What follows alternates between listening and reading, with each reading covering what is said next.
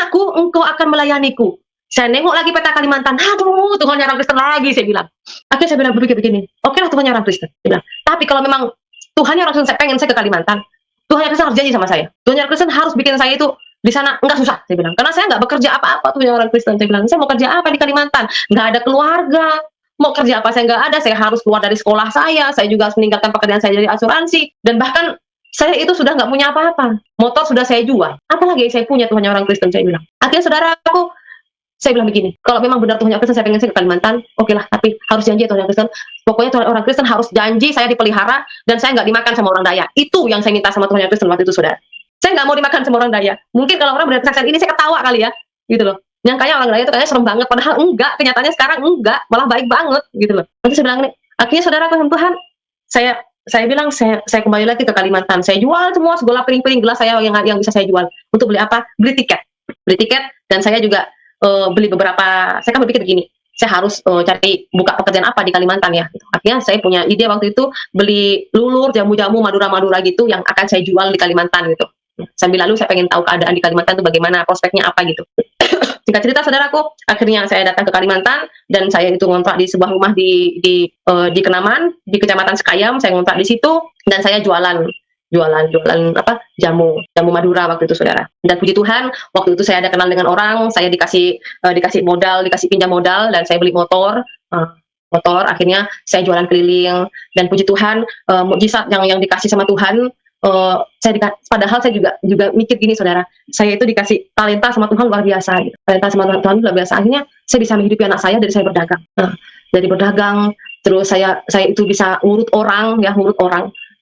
Awalnya saya pernah nolong orang di Kalimantan ini, di Sekayam ini. Orang tuh kecelakaan, saudara. Pemuda-pemuda ya gitu kan, marga Sitorus dan marga Silalahi gitu. Masih pemuda, dia kecelakaan. Yang pemuda yang marga Silalahi itu bocor kepalanya 3, saudara, dan satunya yang marga Sitorus itu dia luka-luka gitu, yang marga Silalahi itu bilang begini, kakak tolonglah saya kak, saya nggak mau dibawa ke rumah sakit, saya nggak punya uang juga kak, aduh bagaimana ini ya, orangnya sudah pucat, saudara, kepalanya udah cucur darah kan. Kalau seumpamanya ada yang menonton ya, orang yang sudah saya tolong itu, saya puji Tuhan, mungkin itulah jalannya Tuhan juga, bahwa saya belajar menolong orang lain, dan juga itulah mujizat Tuhan yang Tuhan kasih sama saya pertama kali, sehingga saya bisa berdoa dalam nama Tuhannya orang Kristen. Saya mau sebentar lagi mengurut orang ini, Tuhan, dia kecelakaan, Tuhan orang Kristen sembuhkan, amin. Karena saya kan waktu itu belum benar-benar jadi orang Kristen, saudara, saya belum dibaptis, tapi saya sudah banyak belajar mendengarkan dari tetangga sebelah saya berdoa dan lain sebagainya. Karena kebetulan di sebelah kontrakan saya itu rumahnya penginjil gitu kan, dan setiap hari apa dulu ya, hari Rabu ada doa, beberapa pendeta ngumpul di situ, jadi saya mendengarkan gitu kan. Akhirnya saudara dalam Tuhan, disitulah saya mempunyai keberanian berpikir gini, aku sih pengen pergi ke gereja inilah, pengen tahu gimana sih kalau sembahyang di gereja ini gitu. Akhirnya saudara dalam Tuhan, saya nggak pernah diajak sama orang untuk ibadah di gereja pertama kali kan, tapi saya ini mempunyai ide sendiri gitu. Saya nggak tahu juga ya kenapa hati saya waktu itu pengen pergi sendiri gitu. Mungkin ya itu, kalau sekarang saya katakan mungkin itulah Roh Kudus yang bekerja dalam hidup saya gitu, sehingga saya dituntun sebenarnya sama Roh Kudus gitu, bahwa saya itu harus pergi ke gereja gitu. Tapi saya cari tahu sendiri gitu. Saya pernah ke gereja organisasi A, pergi lagi ke organisasi B gitu, pergi ke organisasi C gitu. Oh kayak gini ya gitu kan. Oh ternyata bedanya Katolik begini ya, oh bedanya Kristen tuh begini ya gitu. Saya belajar sendiri waktu itu, saudara. Sehingga suatu saat ada seorang pendeta gitu, beliau itu orang Kupang, ngajak saya sembahyang juga di gerejanya. Jadi saya tahu, oh resesinya beliau ini begini gitu. Ya saudara dalam Tuhan, jadi kalau seumpamanya ada orang yang mengatakan bahwa saya diinjili sama seseorang, itu nggak benar. Saya memang murni 100% Tuhan yang membawa saya, dan juga 100% saya belajar sendiri dan cari tahu sendiri gereja ini begini begitu, si A, gereja B, gereja C, seperti itu, beda-beda gitu kan. Tapi tetap aja doanya pada dalam nama Tuhan Yesus gitu. Oh ternyata berdoanya dalam nama Tuhan Yesus gitu. Nggak ada yang namanya doanya dalam nama Tuhan yang orang Kristen, nggak ada. Ternyata setelah saya belajar dalam nama Tuhan Yesus, saudara. Dan disitulah saudara dalam Tuhan, banyak hal-hal yang Tuhan kasih dengan saya, sehingga satu saat saya punya teman, dan teman saya itu ngajak, kenapa kamu nggak dibaptis aja? Kamu kan udah beberapa lama gini, kamu udah ke gereja, udah tahu kamu berdoa dan lain sebagainya. Akhirnya saya bilang, oke lah, saya mau dibaptis. Akhirnya saya dibaptis di Teloga, di Riam Teloga di Kebayan, saudara. Namanya itu pendeta Anton. Saudara dalam Tuhan, waktu saya pertama kali dibaptis, hal yang saya ingat begini, saat saya dibaptis, saya mau diislamkan gini, kalau di Islam kan kita harus baca syahadat nih kan, baca syahadat. Saya nunggu mau baca apa ya, gitu kan, saya nunggu baca apa ya, cuma saya disuruh menirukan lagu pujian gitu kan. Habis gitu saya tenggelamin. Saya nunggu-nunggu itu syahadat nggak ada. Saya harus baca apa gitu kan. Jadi suruh ngikutin aja waktu itu dimasukin ke dalam air. Nah, disitulah saya ngerasa, wow, kayaknya bener, saya nggak ada bohong saudaraku. Bahwa saat saya tenggelamkan dan saya naik lagi, itulah saya ngerasa bahwa dunia ini indah.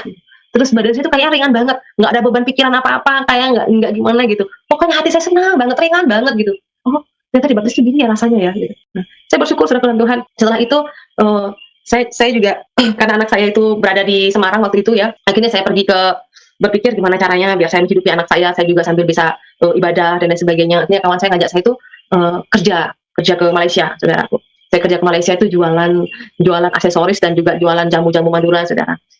Pokoknya merantau ke dari Kalimantan sampai masuk ke Serian, Malaysia, Sarawak itu nggak bisa dikatakan bagaimana ya saudara. Karena yang awalnya saya jadi guru, saya sarjana, tapi saya malah udah jadi orang jualan pejalan kaki. Karena di Serian tuh nggak ada yang namanya angkot, nggak adanya itu cuma pagi itu 1 kali. Jadi saudara Tuhan, saya ke Kalimantan mulai dari nol, baik dari pergi ke sini sampai pelayanan pun dari nol. Saya cuma bawa 1 tas baju aja dulunya, dan saya menafkahi anak saya dari jualan, dan sambil saya itu sembahyang di gereja. Cuma hanya saya dan Tuhan yang tahu bagaimana susahnya saya waktu itu, saudaraku. Saya nggak mungkin orang lain melihat saya itu waktu itu aneh, kok apa ya orang Madura ini kok mau masuk ke gereja dan lain sebagainya ini dan itu. Tapi saya jalan aja orangnya, serahkan Tuhan. Dan disitulah saya juga banyak menerima berkat-berkat Tuhan, bisa Tuhan. Karena beberapa orang yang minta doakan ke saya, padahal saya nggak tahu berdoa, saudara, tapi minta didoakan juga dengan saya, karena doanya kan saya kan pendek-pendek gitu kan, waktu itu nggak tahu saya berdoa, dalam nama Tuhan Yesus sembuhkan, ibu yang sakit kaki ini Tuhan Yesus sembuhkan, amin, itu aja saudara. Jadi saya sampai pegang dalam nama Tuhan Yesus, amin. Dan ceritanya saudara, saya itu kenapa waktu itu saya heran juga ya, kenapa saya jualan itu setelah jualan ke Malaysia itu jualan saya itu banyak lakunya. Ternyata saudara, rancangan Tuhan itu kan indah. Setelah saya susah menghubungi anak saya, akhirnya anak saya menghubungi saya, dan saya menjemput anak saya. Semuanya saya bawa ke Kalimantan waktu itu. Saya bawa anak saya ke Kalimantan, saya sekolahkan anak saya ke Yayasan Kristen. Kenapa saya masukkan anak saya ke Yayasan Kristen, saudaraku? Karena waktu itu saya berpikir, saya ini adalah single parent, dan saya juga harus menyekolahkan anak saya, dan saya harus juga mendidik keagamaan anak saya. Karena anak saya kan bilangnya mau ikut saya semua. Saya udah bilang sama anak saya, bahwa saya itu bahwa saya itu orang Kristen, mama orang Kristen. Dan sebelum saya membawa anak saya yang saya jemput ini, saya sebelumnya disidang juga sama keluarga saya.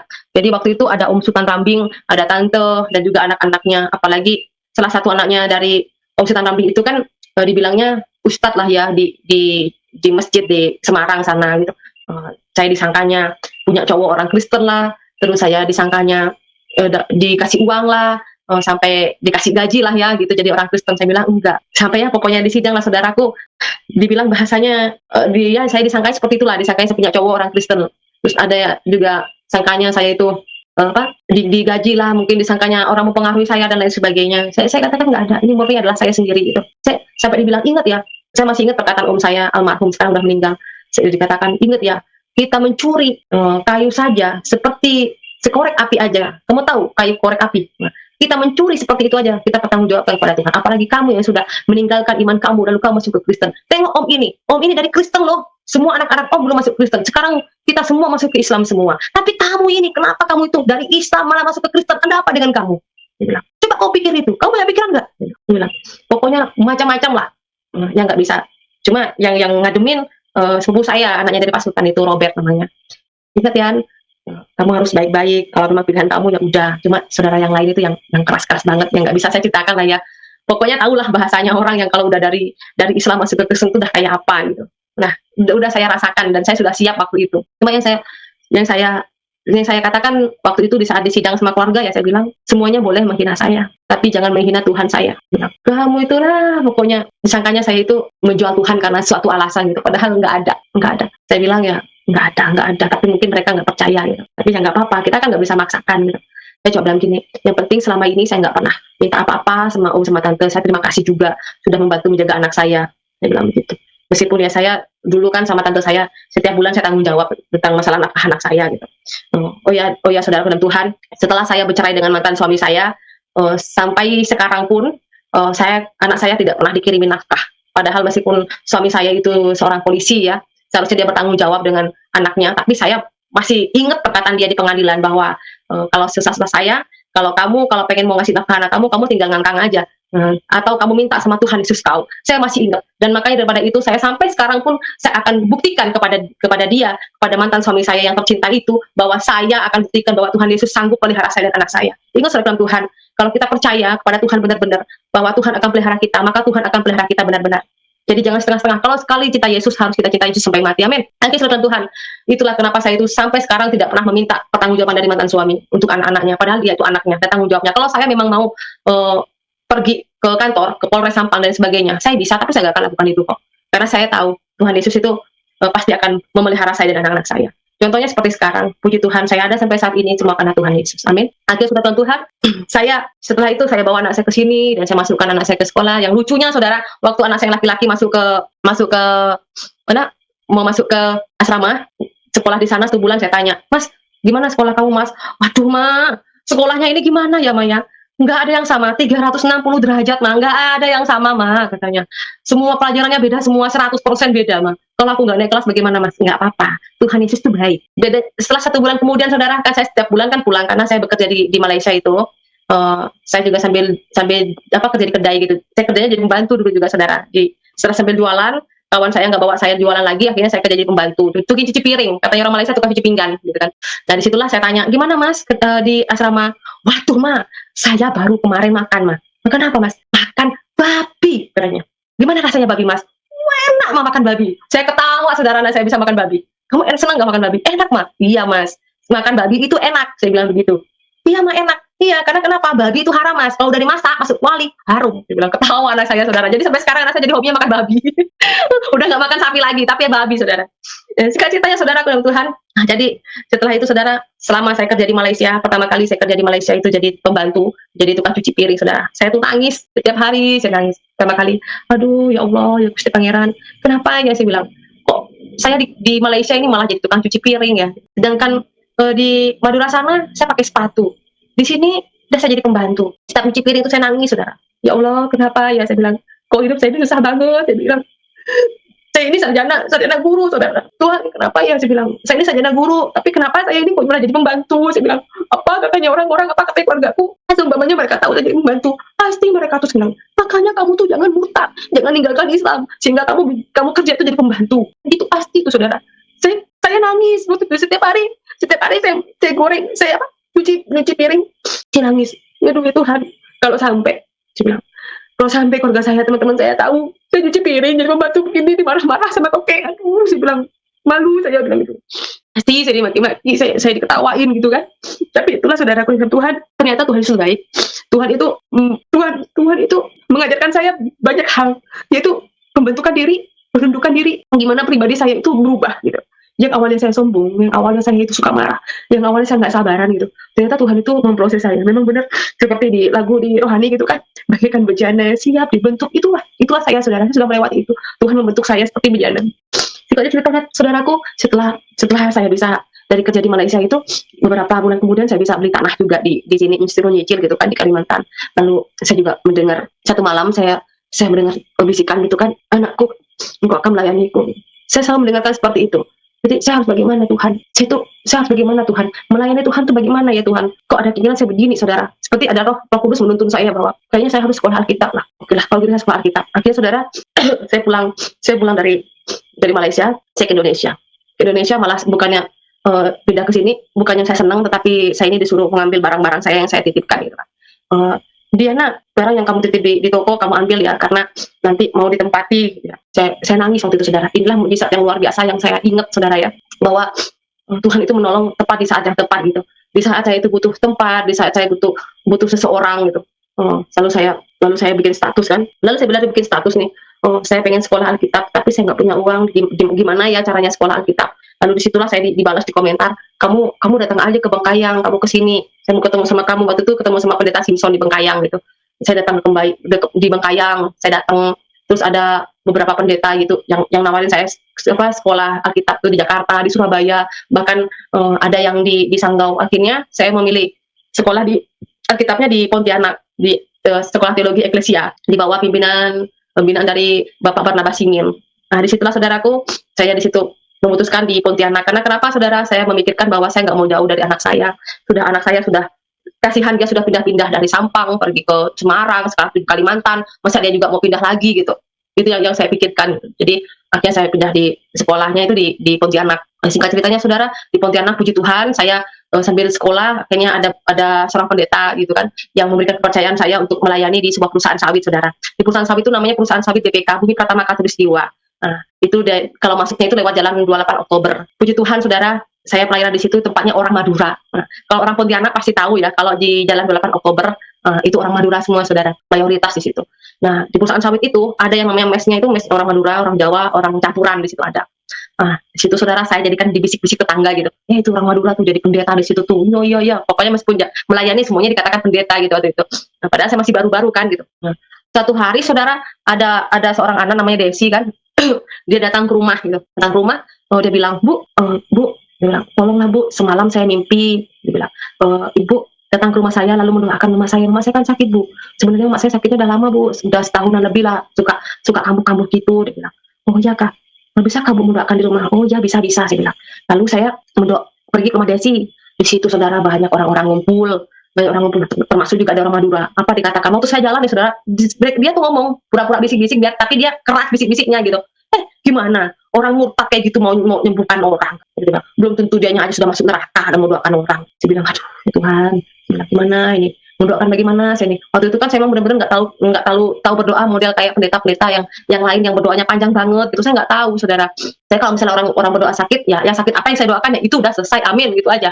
Nah, ceritanya saudara, waktu saya datang ke tempat ibu itu, saya nggak tahu ya kenapa ya saudara. Setiap saya mendoakan orang, selalu saya mendengar sesuatu gitu, seperti bapak nih ada pegangan sesuatu model seperti itu. Kayak ada yang ngasih tahu bapak ini ada pegangan sesuatu.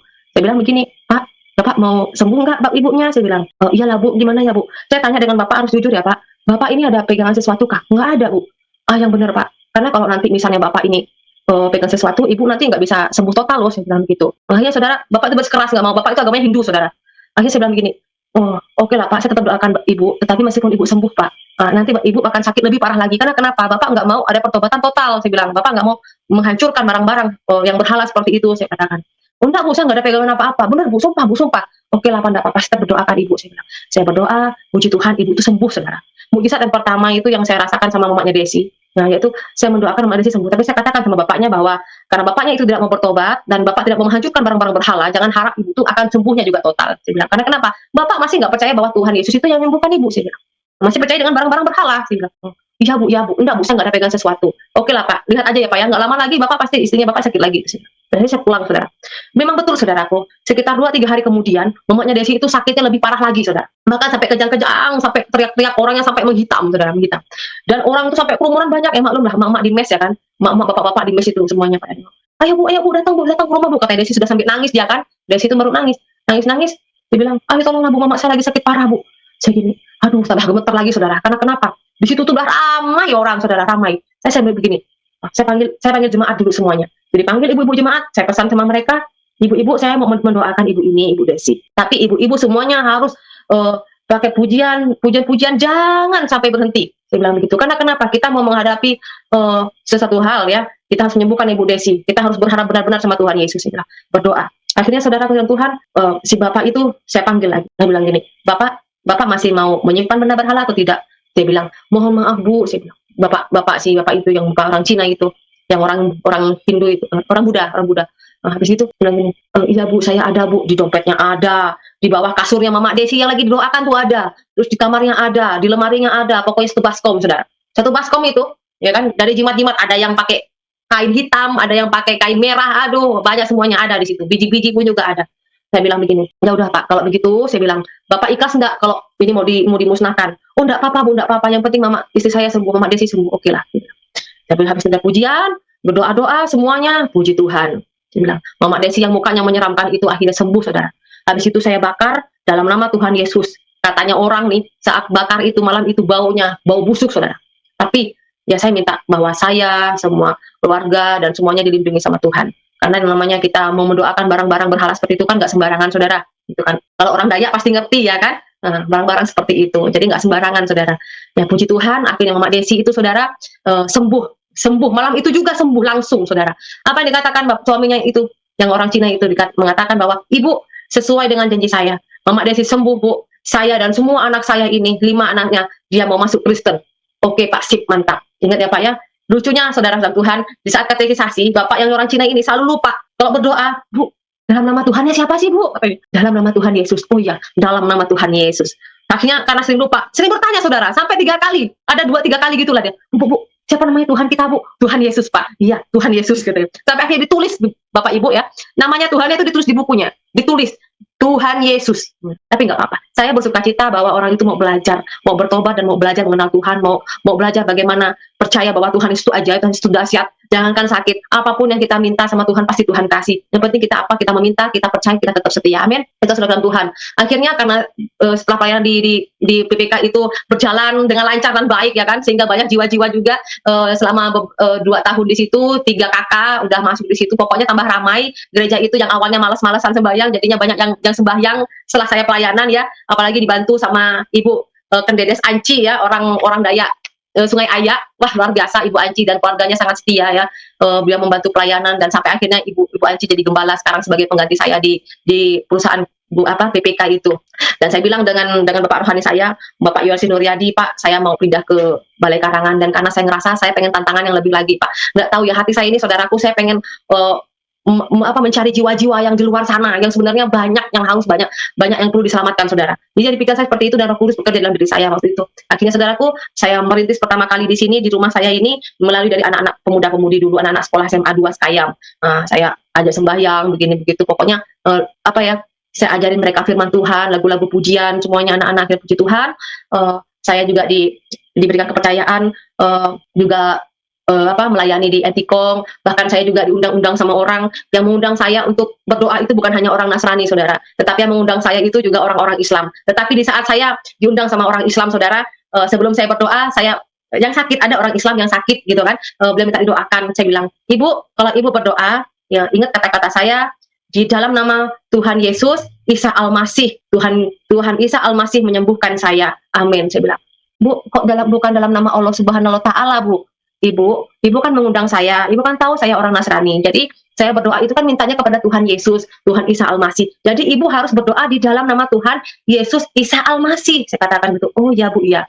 Jadi Ibu harus percaya bahwa Tuhan Isa Al-Masih itulah yang akan menyembuhkan Ibu. Oh ya Bu, amin amin. Akhirnya saudara Tuhan, mujizat yang Tuhan berikan kepada orang itu melalui pelayanan saya, yaitu ada orang yang dari umur 15 tahun, orang Entikong ya, tepatnya di terminal Entikong, rumahnya dekat terminal itu, yang awalnya anaknya dari umur 15 tahun sampai umur 50 tahun, dia nggak bisa ngapa-ngapain ya, karena seperti orang keterbelakangan mental gitu ya, nggak tahu kenapa umur 15 dari baru lahir sampai umur 15 tahun itu kan normal, tapi setelah SMP anaknya itu jatuh sakit, demam, lalu dia kayak gangguan mental gitu. Akhirnya si anaknya itu cuma bisa tiduran aja, jadi sekala kencing itu di kasur saudara. Dan puji Tuhan, beliau bilang begini, Ibu, saya ini dulu orang Kristen Bu, tapi setelah saya ikut suami kan masuk ke Islam, tapi anak-anak saya Bu seperti ini Bu, yang perempuannya pun seperti itu, tapi masih bisa kerja Bu, dia bilang. Tapi yang ini yang laki-laki Bu, malah orangnya sudah nggak bisa ngapa-ngapain Bu, nggak ngerti, nggak ngeh sama sekali. Saya bilang, Ibu, saya katakan, Ibu kenapa yang dari jalan yang benar, Ibu lalu pindah ke lain jalur? Saya katakan seperti itu. Ya gimana lah Bu, saya kan ikut suami. Kalau Ibu masih dikasih nafas sampai saat ini, Ibu sampai dikasih waktu sama Tuhan, mari Ibu bertobat. Saya katakan, kenapa Ibu berpikirkah, kenapa anak-anak Ibu seperti itu? Itu baru Bu, Tuhan mengasihi Ibu. Sekarang anak Ibu sudah dikasih kesembuhan sedikit demi sedikit. Karena kenapa? Ibu berdoa dalam nama Tuhan Yesus. Saya katakan, iya Bu, ya nangis. Ibu itu loh saudaraku, saya mendoakan dia minggu pertama, kembali lagi seminggu kemudian anaknya sudah bisa kencing dan berak juga di kamar mandi. Sebelumnya padahal dia di kasur saudara. Bayangkan saudaraku sama Tuhan, saya mendoakan orang yang saat itu kotorannya seluruh badan saudara, seluruh badan. Tangannya ini saudara, saya mendoakan orang yang sakit itu saudara. Di sini banyak kotoran manusianya saudara, kotorannya. Tapi karena saya melayani Tuhan dengan tulus waktu itu, saya pegang tangannya. Saya berdoa dalam nama Tuhan Yesus, Tuhan kasih kesembuhan. Saya suruh dia ngikut kata-kata saya saudara. Meskipun setelah berdoa, aduh lengketnya setengah mati saudara. Tapi itulah saya melayani Tuhan dengan tulus. Saya nggak peduli tangannya kotor seperti apapun, baunya seperti apapun, pokoknya melayani Tuhan itu sungguh sangat menisi saudara.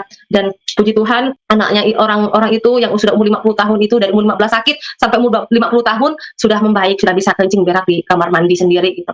Dan akhirnya saudaraku, mujizat yang lain adalah saya dimintai untuk melayani seseorang yang orang itu bersekutu dengan pesugihan, saudara. Ceritanya orang itu bersekutu dengan pesugihan sampai menumbalkan seluruh keluarganya. Ya, beliau itu orang Dayak Iban, saudara. Puji Tuhan, orang itu dengan jujur dan datang dengan saya minta didoakan. Akhirnya orang itu bertobat dan puji Tuhan tidak terlambat karena sebelumnya istrinya itu istrinya orang Dayak, orang Noyan. Istrinya udah sakit parah, saudara, sakit parah. Puji Tuhan, dalam nama Tuhan Yesus didoakan lalu sembuh, saudara. Dan singkat ceritanya, saya mengadakan pertobatan bapak itu dengan seluruh keluarganya, dibawa ke rumah, saudara. Rumahnya itu, saudara, bisa saudara tengok di channel saya di Diana Madurese. Di situ bahwa di rumahnya itu banyak jimat-jimat, saudara. Bahkan saya masuk ke dalam rumahnya itu udah bau bangkai manusia, saudara. Saya begini, kenapa ini kok bau bangkai rumah bapak ini? Saya bilang, bapak nyimpan apa ya? Nggak ada, Bu, katanya. Apa itu, Pak, di belakang pintu itu? Kok kenapa kok bau busuk? Saya katakan begitu. Ditengok, nggak ada, Bu. Coba tengok, saya bilang. Ternyata di situ ada kain kafan. Saya merinding, saudara. Tengok kain kafan, coba bapak tengok di kain kafan itu apa. Dibongkar, bawa sini, saya bongkar. Ternyata ada foto, saudara. Di situ ada foto dia, bapak itu, istrinya, dan juga 2 anaknya. Yang gambar istrinya itu udah buram, saudara. Saya katakan begini, bapak tahu nggak, bapak ini sebenarnya udah pesugihan, bapak mau menumbalkan keluarga bapak ini.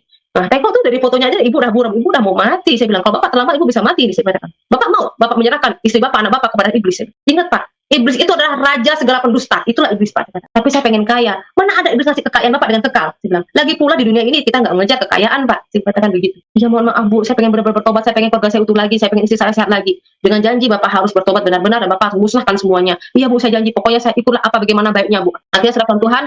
Saya akhirnya mendoakan bapak itu. Dan akhirnya puji Tuhan, bapak itu mau juga bertobat, dibawa ke pondoknya juga sudah dimusnahkan semua. Puji Tuhan, haleluya. Akhirnya bapak itu juga mau bertobat dan masuk ke Kristen. Dan akhirnya saudaraku, saya dipercaya sama bapak itu untuk masuk ke sebuah kampung namanya Desa Perimpah, tempat perintisan saya sekarang. Tempatnya bapak itu yang bertobat karena pesugihan. Dengan luar biasanya, saya ada penolakan di situ. Sebelumnya tidak ada satu pendeta pun yang bisa gol masuk ke situ.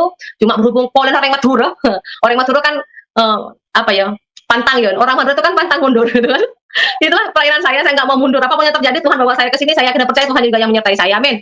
Akhirnya saudara dalam Tuhan, sekian beberapa pendeta yang besar sekalipun mau masuk ke tempat itu nggak bisa jebol. Akhirnya puji Tuhan, saya nggak punya apa-apa ini, saudara. Akhirnya saya bisa pelayanan masuk ke Desa Perimpah. Sekian banyak penolakan, sekian banyak penghinaan, sampai kendaraan saya itu pun dicoret-coret orang, sekalipun saya pokoknya ya banyak hal lah, sehingga sampai saat ini pun juga ada juga seperti sebenarnya masih agak gimana gitu ya, belum diplongkan untuk pelayanan gitu, karena juga saya masih di blok gitu kayaknya ya pelayanan saya.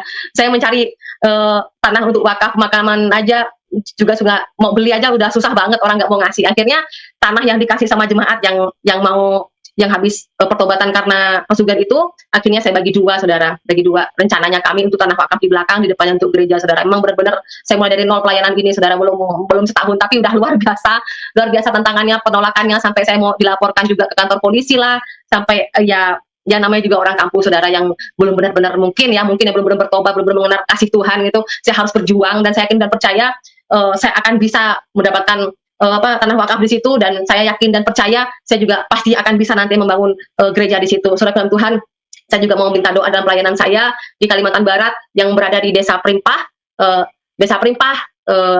Dusun Perimpah, Desa Sungai Tekam, Kecamatan Sekayam, Kabupaten Sanggau, Kalimantan Barat. Semoga saya bisa membangun sebuah gereja untuk orang-orang kampung di sana dan sekitarnya yang sampai saat ini belum ada gereja Kristen, saudara. Saya memang nggak punya apa-apa, saudara, tapi saya kena percaya Tuhan saya adalah Tuhan yang kaya. Tuhan saya adalah Tuhan Yesus segala raja. Tuhan Yesus adalah maha pengasih, lagi maha penyayang, ya kan. Saya kena percaya Tuhan menyertai pelayanan saya dan menyertai semua pelayan-pelayan Tuhan yang setia. Tuhan, saya kena percaya Tuhan Yesus selalu menyertai saya. Meskipun tantangan saya itu berat, tantangan saya itu luar biasa di Desa Perimpah ini, dengan penolakan jauhnya, saudara, dari rumah saya ini ke tempat pelayanan saya itu kurang lebih 2 jam. Tapi kalau sudah hujan dan berlumpur, saya bisa lebih dari 2 jam perjalanan, saudara. Saya pernah terjungkil balik juga pernah. Saya sampai jatuh bukan pernah lagi, berkali-kali kalau jatuh ke lumpur, saudara. Dan bahkan kalau udah hujan, kadang melewati jalan tuh udah banjir, saudara, pernah. Bahkan pokoknya luar biasa kalau melayani Tuhan itu sungguh manis. Karena saya pun juga bukan hanya melayani di di Desa Sungai Perimpah aja, tetapi saya juga melayani di kampung-kampung seperti di Sungkung, di Tengkaras, pokoknya dimanapun Tuhan ingin saya melayani. Bahkan saudara dalam Tuhan, ada juga dulu mukjizat Tuhan yang Tuhan kasih pada saya, yaitu penyembuhan. Yaitu ada orang dari Putus Sibau, saudara, sampai dia datengin dari Putus Sibau itu, datang ke Entikong untuk saya suruh doakan dia, saudara. Karena kenapa, saudara? Semuanya sawah ladangnya habis, sapinya juga habis dijual, saudara. Karena anaknya ini sakit. Tetapi kenapa saudara dalam Tuhan? Dia datang jauh-jauh dari Putu Sibau, ya, pergi ke Entikong. Nah, bisa lihat di peta berapa jauhnya itu. Dia datang hanya meminta didoakan kepada Ibu Diana. Saya katakan, saya tidak menyembuhkan, Pak. Yang menyembuhkan saya itu adalah Tuhan Yesus. Amin. Ingat, semua hamba Tuhan itu dipakai sama Tuhan. Tetapi sehebat-hebatnya hamba Tuhan sekalipun, tetap Tuhan yang menyembuhkan. Saya katakan, bukan saya, Pak. Tolong, Bapak jangan berdoa hanya untuk datang ke sini untuk saya. Memang mungkin saya dipakai oleh Tuhan, tapi yang menyembuhkan itu bukan saya, tapi Tuhan Yesus. Mintalah kepada Tuhan Yesus. Saya katakan seperti itu. Jadi di saat saya mengajak mereka berdoa, di dalam nama Tuhan Yesus. Saya katakan selalu di dalam nama Tuhan Yesus. Di dalam nama Tuhan Yesus. Ingat, bukan saya, Pak. Tapi di dalam nama Tuhan Yesus ada kesembuhan. Di dalam nama Tuhan Yesus ada kepulihan. Saya katakan itu. Puji Tuhan, orang itu sembuh, saudara. Dahsyat kan? Tuhan Yesus kita maha luar biasa, maha dahsyat, raja segala raja. Jadi tunggu apa lagi, saudaraku? Bagi orang-orang yang belum mengenal Tuhan Yesus, wajar kalau tidak percaya. Tetapi kalau sudah sekali Tuhan jamah, Tuhan kasih pembuktian, kita tidak akan bisa lari lagi, saudara. Dan kita akan bertekuk lutut. Dan kita mengaku dengan mulut kita ini bahwa Tuhan Yesus adalah Tuhan yang ajaib, Tuhan yang dahsyat, Tuhan yang memiliki kehidupan kita. Amin. Amin. Demikianlah saudara dalam Tuhan. Kesaksian saya yang bisa saya ceritakan, yang bisa saya memberikan kepada Anda semua, bahwa perjalanan saya untuk mengikuti dan percaya pada Tuhan Yesus adalah 10 tahun, saudara. Dari tahun 2004, akhirnya saya dibaptis tahun 2014, itu bukanlah singkat. Saya juga harus bergumul dengan diri saya sendiri. Saya juga harus minta pembuktian pada Tuhan. Tuhan orang Kristen itu yang saya sebut dulu dan sekarang adalah Tuhan Yesus Kristus, Tuhan Allah kita. Akhirnya saya bertekuk lutut dan saya menyerahkan hidup saya, sisa hidup saya ini hanya untuk melayani Tuhan. Saya nggak punya apa-apa, saudara. Yang saya punya adalah setia. Yang saya punya adalah kekuatan yang diberikan oleh Tuhan. Marilah saudara dalam Tuhan, jangan kita setengah-setengah untuk datang kepada Tuhan, tetapi kita benar-benar datang sepenuh hati kepada Tuhan. Mari kita datang benar-benar kepada Tuhan. Ingat, sekarang ini sudah bermacam-macam, tetapi kita tidak boleh macam-macam. Hanya satu macam aja, yaitu ke Tuhan Yesus. Kita tegak lurus minta pada Tuhan Yesus. Tuhan Yesus menyertai, Tuhan Yesus melindungi kita. Haleluya, haleluya. Matur sakalangkong, salam setungdara dalam Kristus Yesus. Terima kasih Bapak Yesus Pandebulu.